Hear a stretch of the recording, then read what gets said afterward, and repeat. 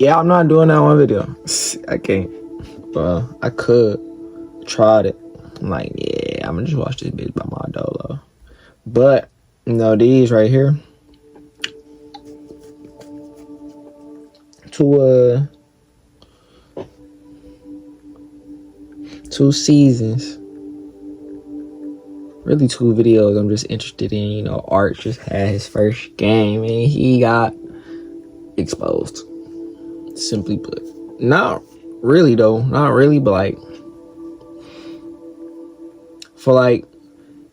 he started off, first game on the road in college football in the shoe.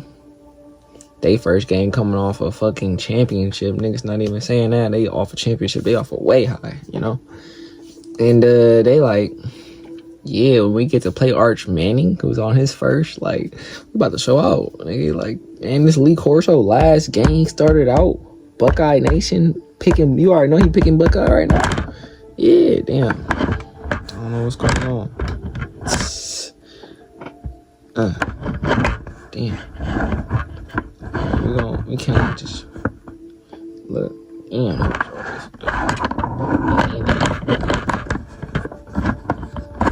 Yeah. Arch, bro. He came out swinging a little bit. Getting his feet settled in for real. You know what I'm saying, though? He playing at home, I give him that. Fuck Buckeyes, but he played the better game, played with a little bit more control of the offense, a little bit more moxie too. I think he got a swagger to his game. Now Arch got a swagger to his game too. That's why I fuck with both quarterbacks. Can't lie. Fuck with when the quarterback play the game with their own signature style, it adds something to the way they run the offense, and it adds something, when you about to go watch them niggas in person or just on television, you feel me? You already know what the fuck going on. Same way with Kyler Murray, same way with Matthew Stafford. All them niggas in the NFL for real. I'll say the most. I'm not about to say that. You know what I say? I say the most. You won't notice it type of way they play the game of football as a quarterback would be Kirk Cousins. But he even still has a way that he plays the game. You could tell, bro. I don't know. I be looking deep into it. Thing. I be looking too deep, but look. These niggas, Introducing Taco Bell's $3 steak burritos. From the zesty Chipotle Ranch to the indulgent cheesy melt. We call them rich, but they're just $3. New $3 steak burritos, only at Taco Bell. One of the greatest Week 1 games in college football history. Ohio State, Texas. Yeah, started watching that bitch a little bit. That was a banger game, though. It was a banger game. Off season, we've been looking forward to Week 1 of the college football season, mainly because college football is back, but also because it was delivering one of the greatest Week 1 games we've had in recent memory, and maybe one of the greatest Week 1 games in college football history. Ohio State, Texas, this was the game that everyone was looking forward to all off season. It was the game that every college football fan had circled on their calendar. Well, the game has come and gone. It was a snooze fest for the most part, but there is a lot to talk about after this outcome. But before we talk about this Ohio State-Texas game, make sure to hit that subscribe button and turn on those notifications if you're new to my channel. If you're watching this video, odds are you love college football, and odds are you aren't subscribed to my channel. So make sure to subscribe to one of the best college football communities here on YouTube. Alright, the game just officially ended. Ohio State picks up the 14-7 victory. Like I said to start off this video, this was an absolute snooze fest of a game. Sure, if you like defense, this was your kind of game. You probably love this, but when you have these two teams, I was hoping to see a lot more points scored. We only got 3 total touchdowns, and like I said, for the most part, this game from start to finish was pretty damn boring. Now, during the offseason, I don't know how many times I talked about this game, if I talked about it all that much. I was really on the fence between Ohio State and Texas, and it wasn't until this past week where I really had my final pick for who I thought was going to win the game. Personally, after an entire offseason of thinking about it, I thought Texas was going to come out out on top. I really believed in Arch Manning. I thought he would be the guy. I thought he would guide Texas to a victory. I didn't think Julian Sain would be all that reliable for Ohio State despite them being at home. And yeah, after this game, I think Texas, they have a lot to be worried and a lot to be concerned about. When looking at the final line, Arch Manning completed 17 of 30 passes, threw for Off the rip, I don't think it was a boring game. Not at all. Well, I do like, first of all, I watch Michigan every year, so you gotta understand, like, our style of play is a little more on the defensive run of game, how type of thing. Anyway, so that's the type of style that they really played a little bit. Not for real, it was airing that bitch out a lot more. But it's mostly a defensive battle. Then, you just wear them down over the course of the game, whoever tougher type shit. But that's not really how the game was. But for Texas and Ohio State type of play, they style of play, it was a little more boring going into it, thinking about it. That nigga Quinn Ewers had that bitch. He was flying that bitch like everywhere. Even Will Howard was letting that bitch go every now and then he'd run that bitch for real. But one thing I noticed over the course of this season or whatever, as I'm like paying even more attention to the game than I normally would. Week 1, you're still coming off the off season, so it's gonna take a little minute for everybody to adjust, especially these week 1 first time starters. Like, that's what Arch and Julian saying is, you want to let the game come to them, not force the game to them. So over the course of the season, they start to question themselves. Like, you could tell over the course of the game, Arch got more comfortable with what he was doing and some of the throws he was making.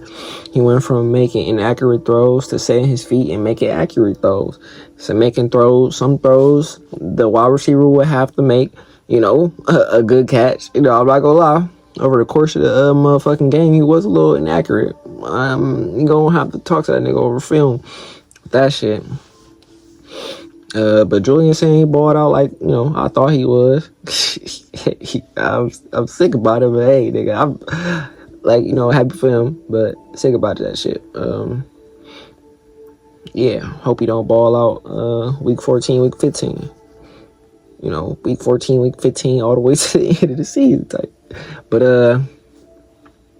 yeah, he was balling. They barely used Jeremiah Smith for real, but they used other niggas, and that's how nigga got real control of the offense. You don't gotta lean on nobody for real, but he was playing at home. Understand that. And I ain't gonna cap. I need Texas, a few of their pieces to show up a little more on offense for sure. One of the running backs, James Wisner, I think his name is, whatever his first name is, I'm sorry. Fuck, can't remember that shit. He needs to show up a little more. But maybe they wasn't running it. I gotta look at the game again. But a few of the wideouts too, Wingo. A couple niggas dropping open passes. I ain't gonna lie. Some passes was behind, some passes was a little off. But a lot of passes, niggas gotta make, bro. Bitches hit your hand, make them bitches, bro. Yeah, probably not gonna say too much for the rest of the shit, but yeah. 70 yards, had a passing touchdown, had an interception, but you look at that line and you already probably think it's not all that great.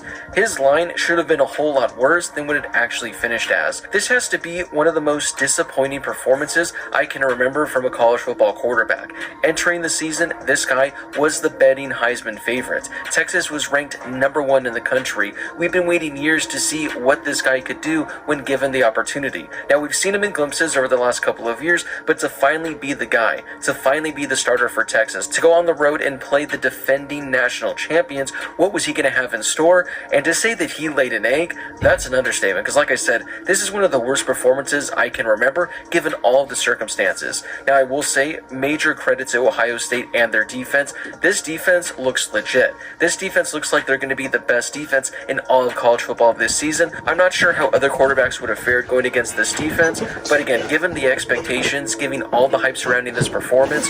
What a dud from Arch Manning, because although he threw for 170 yards, had a touchdown, this line should have been a whole lot worse. I mean, I don't have the exact numbers in front of me, but I think entering the fourth quarter, he might not have even had 100 yards. He probably had 70 or maybe 80 yards up until that point. And he honestly should have had 2 interceptions. One of them got called back because the ball hit the ground, but this could have been a really, really bad showing for Arch Manning. And even box score aside, if you watched the game, if you watched every snap he had, there were a number of plays, at least 3 to 4, maybe even more than that, where he had a wide open wide receiver. I mean, most quarterbacks make the easy throw, and he completely butchered it. Now again, I don't know if this was just nerves or what, but Arch Manning, for being the Heisman favorite quarterback that he was, some of these throws that he didn't make, it cost Texas the game, because even on that last drive with a couple minutes left in the game, he had a wide open receiver. If he just connects with him, he probably takes it 30-40 yards, and Texas is on the 20-yard line with a minute and a half left, and they have a prime opportunity to win this game.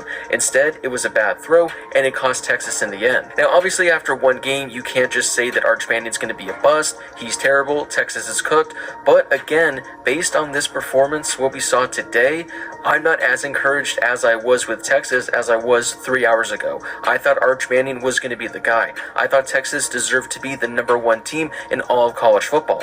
And today, they just did not look like it whatsoever. Now, like I did with Ohio State, I will give Texas's defense credit. I thought they looked fantastic. Ohio State did score 14 points. Honestly, it should have been only 7. There was a penalty earlier in the game that would have forced fourth.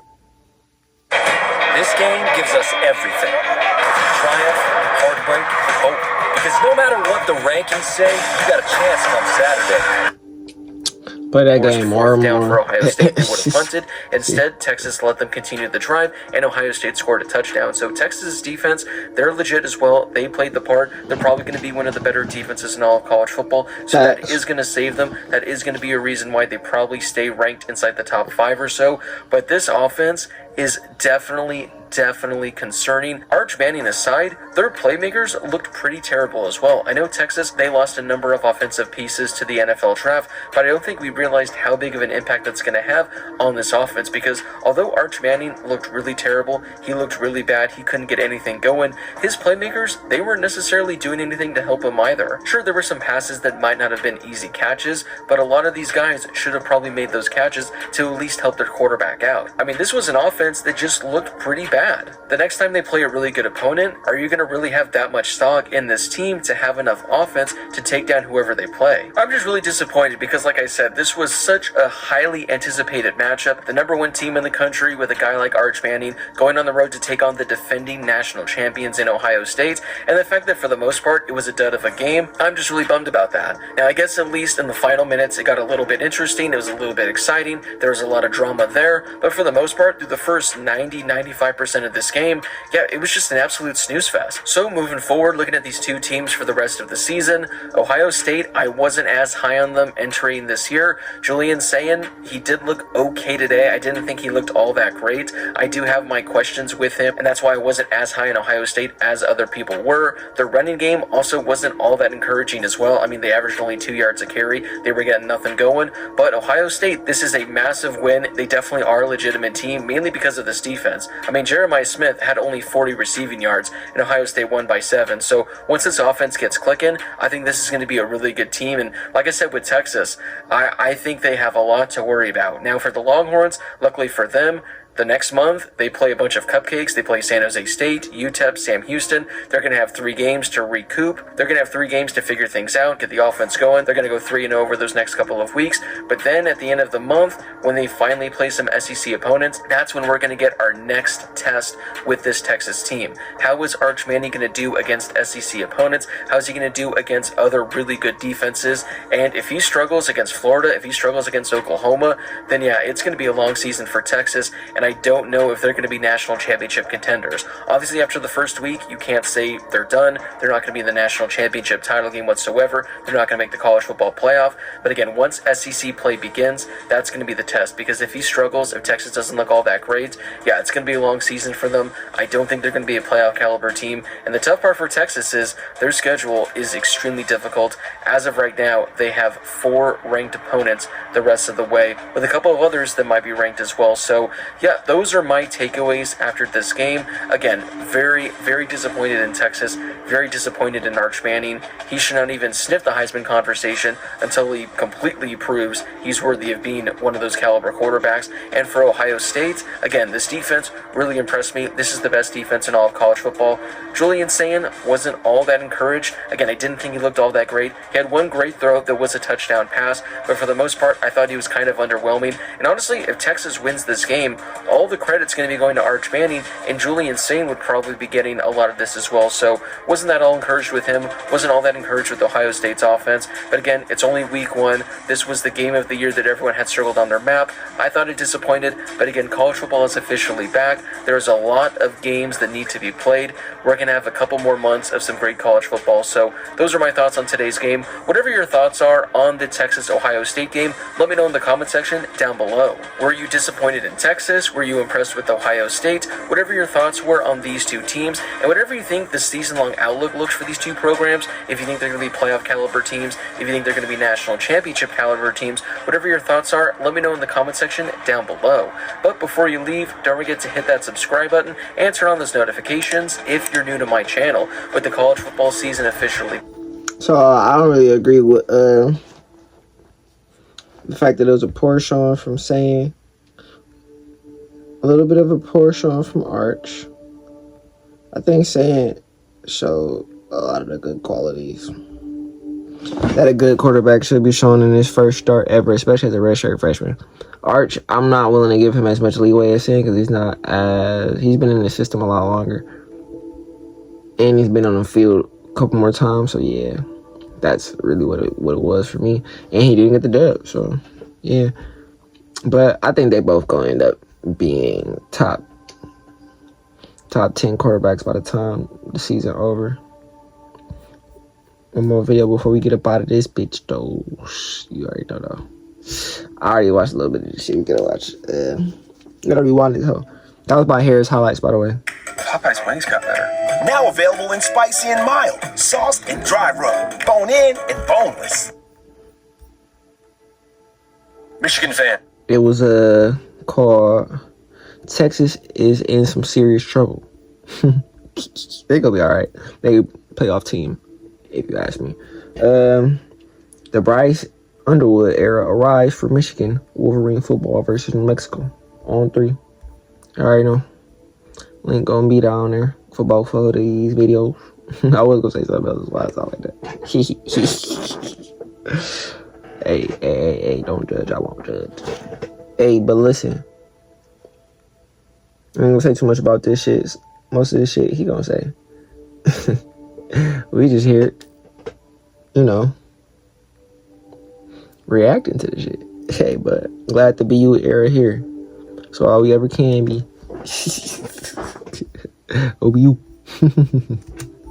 But listen though. Welcome to the Bryce Underwood experience. Feels good, right? Feels good. Nice little win to get. Shout out to Great Day. Shout out to Jay. Love both y'all. And Orgy. Shout out Orgy too. Love all 3 y'all. It's a new era though.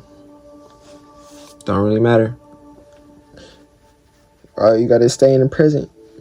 Cause the past has already did that. So we here now. And bowling against New Mexico. Yeah. Is it all that it's going to be? You'd like to think not. Guy's first start in college football, you'd like to think there's a lot of runway for him. I think there is. I think we all know that. But what do we take away? What are some early thoughts, some takeaways from Bryce Underwood's first start playing college football? And we'll just kind of talk some ball here, you and me, right now on this show, The Hard Count. But if you've been dialed in here, you already know what it is, man. College football year-round. If you're a Michigan fan, make sure you are subscribed. Have a feeling now we'll be talking about Bryce Underwood a good amount the rest of this college football season, as well as your Wolverines. Our very own Caden Smith picked them to make the playoff, and you better believe if and when that happens, we will continue to talk about your Wolverines. But, yeah, make sure you're subscribed. Also follow me on the socials, Instagram, Twitter, at JD Paquel. Let me know what you want to see and how you feel about Bryce Underwood's first start. Okay, so it wasn't like it's going to be the filter that you will have when it gets to Big Ten play. Like, let's just be adults. It was New Mexico. There's not, the competition level he's going to see down the road from Bryce Underwood. So we don't want to just say, wow, crown the guy right now, because that's a little bit dangerous here in today's modern culture when it comes to the social media age. But he never looked overwhelmed playing college football for the first time in a spot where, quite frankly, he could have looked overwhelmed. Like, say what you want about the talent level of New Mexico, which we established already at the top isn't going to be top tier. It's still a college football team. Still a bunch of dudes on scholarship. If the game was a little bit sped up for him, that would have been understandable. I didn't get that sense watching him play. Numbers don't tell the whole. New Mexico was balling though. I won't be surprised if they top 5, top 3 in the conference at the end of the year. They was balling. But I think they're a good gauge here for his performance. 21 of 31, 8 yards a pass. More on that in a second. 251 yards through the air. That is the difference for Bryce Underwood and what you've had previously at Michigan over the course of the last really just last year. J.J. McCarthy was awesome. Let's not pretend. You averaged last year 129 yards passing per game. Shout out JJ. I'm gonna call some outlaw in a minute. Not right now though. In a minute. Not right now. Hey, I got bro in my fantasy though. Right now, reminder to myself. So ganging them the fantasy. Cause I'm gonna go through that bitch right now. I got Baker. I got Omarion Hampton. Who else am I running back? Damn, I got my second running back. But he nice though, bro. We gonna do something with that. I got 3 quarterbacks on the bench: Drake May, Brock Purdy, and JJ. I fuck with all them niggas though. So I'm look, my brother over there telling me like, hey bro, you gotta get rid of them niggas. I'm like, all right, I will, but as days go by, JJ not going nowhere. We gonna see if Brock Purdy going somewhere. We gonna see if Drake May going somewhere, or if Baker going somewhere. Keep it JJ just cause. Listen though, I wanted Jettas, but I couldn't get Jettas. I wasn't up there. He was like top 3 pick. Listen though, I was like pick 9. Listen, I forgot who my first pick was, but I got Brock Bowers, Trav Hunter, Tedero McMillan. Got the Packers defense. Only grabbed him because of Micah. I wanted the Detroit Lions. Anything, couldn't get it. I was gonna get Tesla, even though. But I couldn't because I was already fucked up. I don't think Tesla's going to get the ball that much for real. So I couldn't. And yeah, I'm finna ball. Let y'all know though. Y'all could tell me if my shit ass or not. I really could care less because it really fucked me up because I only picked from like pick 9 on. Like by the time I got to picking my shit, I already had 4 quarterbacks because I Q-ninked my shit because I always forget and my shit stay on D&D. So that's what the fuck went on right there. But every year I get better at picking my team. It's the first time I was actually in the draft. I actually got a lot of niggas that I wanted and I'm cool. I'm happy. Bryce Underwood darn near doubled that. All right. Last year in your 2 biggest wins. Off the rip though, yeah, we got a pass off. Yeah, we was throwing that bitch, and I'm happy about that, bro. That's all I'm saying. Shout out to Great Dave, though. He did his thing, man, for sure. You accounted for less than 200 yards passing. Again, Bryce Underwood, in 1 game, did more than that. So, this is the forward pass. You've seen it before. I told you, you saw it when J.J. McCarthy was there. Kind of like an old friend, though. You haven't seen him in some time, but when you see him again, you pick up right where you left off. That was Michigan's offense in this spot. Now, I keep giving the context and the precursor of it was New Mexico, it was this, it was that. There was a drive, though, end of the first half, minute 31 on the clock, ball on the 21-yard line coming out, and you got to see Bryce Underwood and this Michigan offense open it up a little bit more with some sense of urgency and just get, quite frankly, a great rep, call it what it was, for Michigan to have some real urgency. Marlon Klein, tough, by the way, bro. That nigga, hey, he coasting leveling 2.0. Coasting leveling clone, nigga.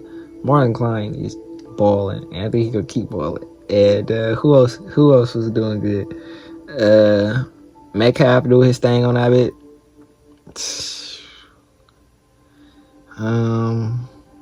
It was a really good showing on defense, but Metcalf for sure. Metcalf and want to say, of course, Justice Hayes.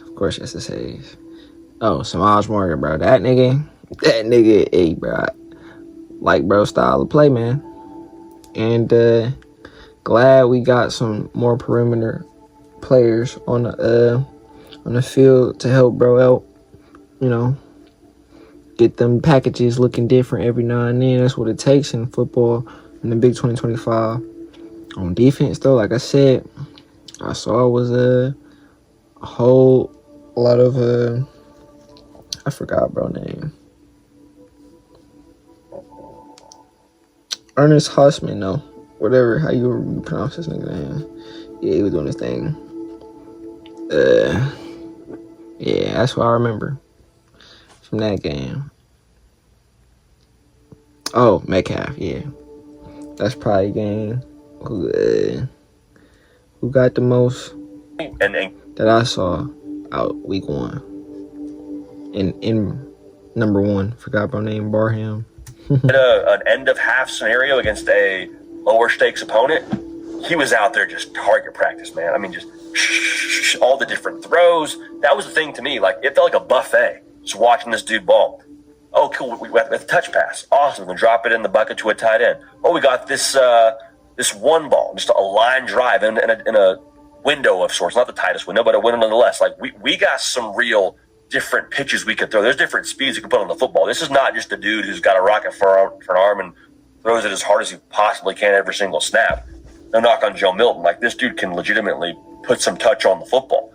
And to have that in the bag and him to be a true freshman, that excites me because it's only going to get better. Now, the competition will only get better, make no mistake about it, but I think the arm talent and the ability he has in 11-on-11 football, what you saw, that's going to progress, and that should get you fired up if you're a Michigan fan. It gets me fired up as a college football fan. But going back to the drive, leads them down, throws a touchdown pass to end the half, and I was like, okay, all right, this guy's he's not looking at any level rattled or like the game's too fast. Like, Bryce Underwood's going to be really, really good at some point in time. Now, I think there's also something to be said for what's made. Oh, Hillman, number 6, Braden Hillman. I think that's what his name is. Hey, that nigga tough, bro. That nigga tough. He not Mikey Sanders. He don't play like bro. He play like him. You know what I mean? Michigan's so great over the course of really the last like 5-ish years, even since Jim Harbaugh was there. What is it? Culture, maybe another way to say it is buy-in.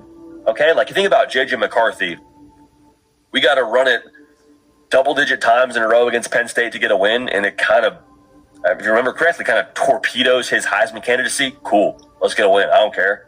Like, it's all about the team. I'm bought in. Bryce Underwood, all the conversation around, well, he's getting this many dollars in NIL, and, you know, he flipped from LSU, and, you know, it's a new era of Michigan recruiting. I think it's fair if you're a Michigan fan from a 30,000-foot view to say, well, how does that culture save, if you will, in the NIL era?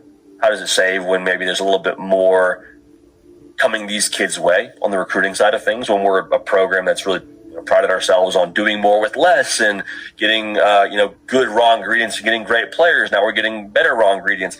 There was a play in I think it was first quarter, or if it wasn't first quarter, it was first half. Michigan runs runs an outside run play to the left pylon when you're watching on television. Bounces outside, I think it's Justice Haynes, and there's a situation where Bryce Underwood is between himself, or Justice Haynes, and the defender. And Bryce Underwood just drops this DB with his shoulder. On one hand, I'm like, hey, chill out. We're paying you a lot of money. I don't know if I want you throwing that shoulder around in this kind of a spot where Justice Haynes probably scores either way. On the other side, I was like, that's a Michigan football player. That's edge. That's buy-in. That's physicality. If your quarterback's out here throwing blocks and dropping DBs with his shoulder, guess what? You don't have to be a VIP to get more than just savings with Geico. Every customer gets 24/7 fast-friendly claim support. Could I get a picture? Yeah, it's not like you run into animal celebrities every day. Stop. It's just a pug! Done! Get more than just savings. Get more with Geico. Put a fresh spin on savory pork. Put a fresh spin on flavor. guess what? Everybody else is bringing that same level of physicality and intensity. It was already kind of the Michigan standard, but Bryce Underwood doing that tells me everything I need to know about how bought in he is to the Michigan way of doing things, Shromore's culture, all of that. Through and through, he's fully drinking the tea, so make no mistake about that. Nice part about this too, my second favorite stat from today, outside of the passing numbers I just told you about, Bryce Underwood, No turnovers. -5 rushing yards. Oh, damn. No turnovers, though. Yeah, Sure. second favorite stat. I mean, -5 rushing yards. You talked so much about how this guy's a great athlete, a great runner, and to have him -5 rushing yards, you like that? I love that. Why? Because you now have the luxury of saving the entire design Bryce Underwood run game for the Oklahoma game next week. That's huge.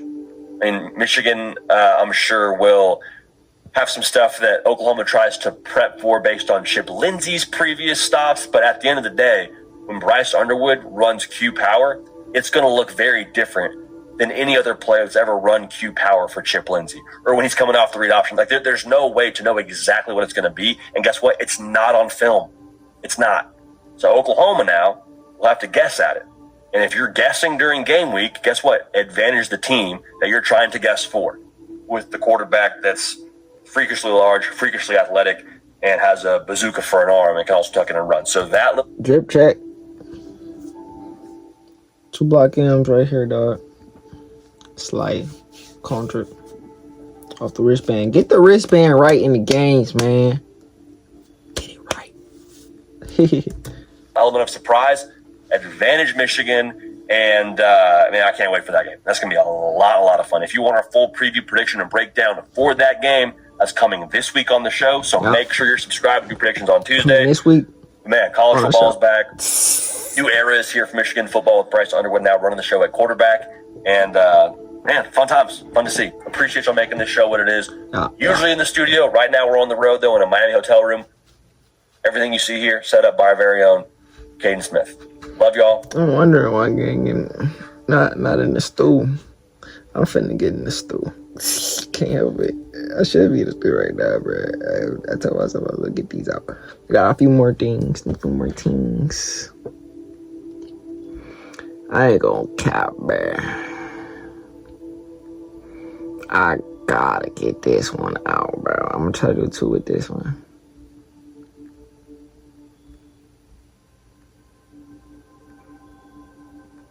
First, I'm gonna start with this one nigga. Says Black Ops 7 don't even look that bad. Oh wait, gotta end this bit. Click.